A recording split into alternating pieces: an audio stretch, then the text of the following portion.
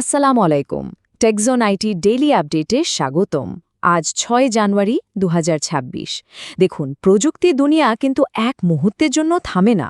একদিকে যেমন artificial intelligence নিয়ে চলছে অবিশ্বাস্য সব কাজ, অন্যদিকে ডিজিটাল যুদ্ধক্ষেত্র কিন্তু ক্রমেই উত্তপ্ত হচ্ছে। চলুন আজকের এই জটিল বিষয়গুলোকে একটু সহজ করে জেনে নিই।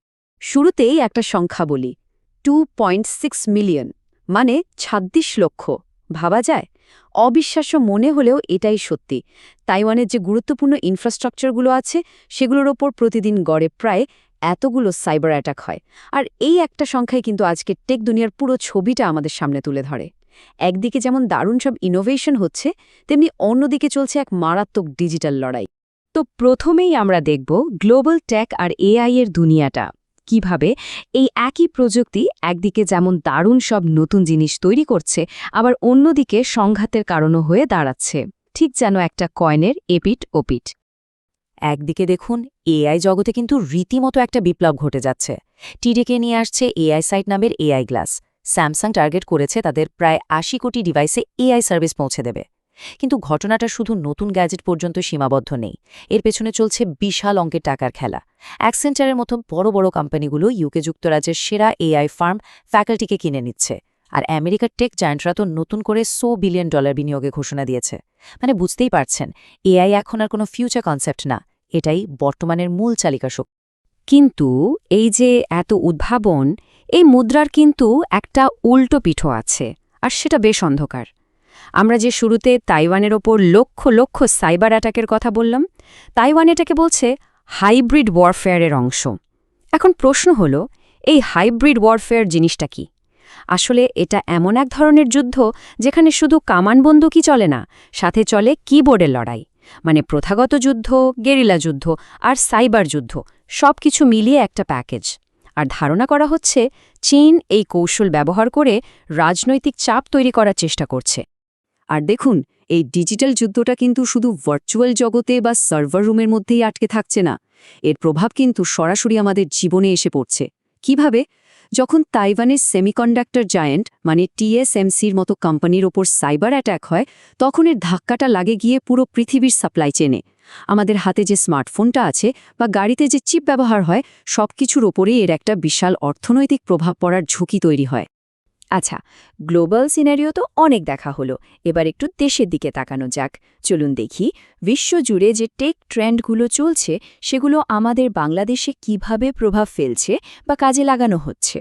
দেশের মোবাইল ফোনের বাজারে কিন্তু একটা বড়সড় পরিবর্তন এসেছে। সরকার থেকে আনুষ্ঠানিকভাবে চালু করা হয়েছে NIIR সিস্টেম। এখন সহজ ভাষায় যদি বলি, এর মানে হলো এখন থেকে দেশে যত বৈধ ফোন আছে, সবগুলোর একটা আইডেন্টিটি বা পরিচয় থাকবে। এর মূল উদ্দেশ্যটা খুবই পরিষ্কার: অবৈধ বা চোরাই ফোনের কারবার বন্ধ করা, আমাদের ফোনের নিরাপত্তা বাড়ানো, আর পুরো মোবাইল ফোন মার্কেটে একটা শৃঙ্খলা নিয়ে আসা। অন্যদিকে এআই মানেই যে শুধু সংঘাত বা জটিল বিষয়, তা কিন্তু নয়। এর দারুণ কিছু ইতিবাচক ব্যবহারও হচ্ছে আমাদের দেশে। যেমন ধরুন, কুমিল্লা বিশ্ববিদ্যালয় তাদের সামনের ভর্তি পরীক্ষার জন্য একটা AI based digital seating plan ব্যবহার করার সিদ্ধান্ত নিয়েছে। ভাবুন একবার, হাজার হাজার ছাত্রছাত্রীর সিট অ্যালোকেট করার মতো একটা জটিল কাজকে এআই কত সহজে আর স্বচ্ছভাবে করে দিতে পারে। এটাই কিন্তু প্রযুক্তির আসল সৌন্দর্য। তো এবার কথা বলা যাক দেশের অর্থনৈতিক জন্য খুবই গুরুত্বপূর্ণ একটা বিষয় নিয়ে, ফ্রিল্যান্সিং।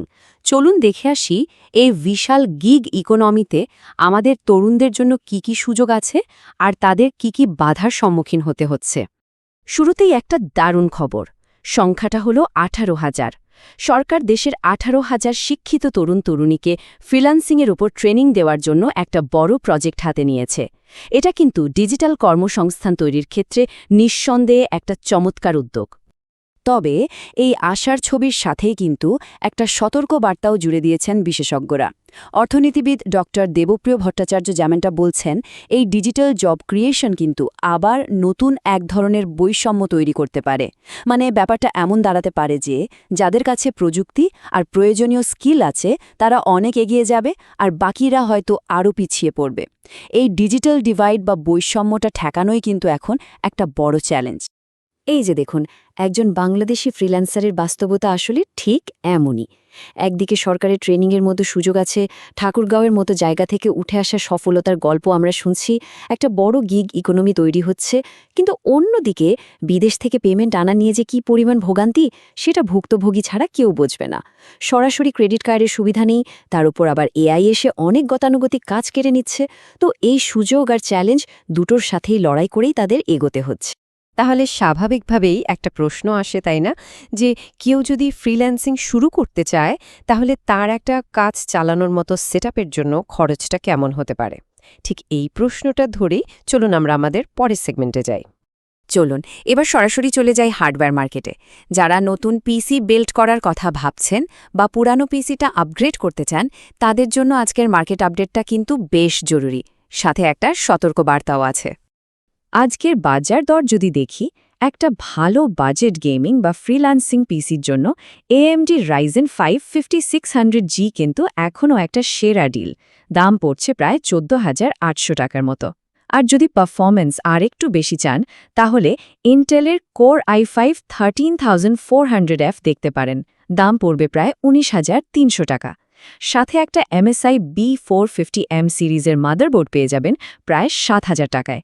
আর একটা ভালো অ্যান্টেক পাওয়ার সাপ্লাইয়ের জন্য খরচ হবে 3,500 টাকার মতো। আর হ্যাঁ, একটা আধুনিক পিসিতে স্পিডের জন্য কিন্তু এসএসডি মাস্ট।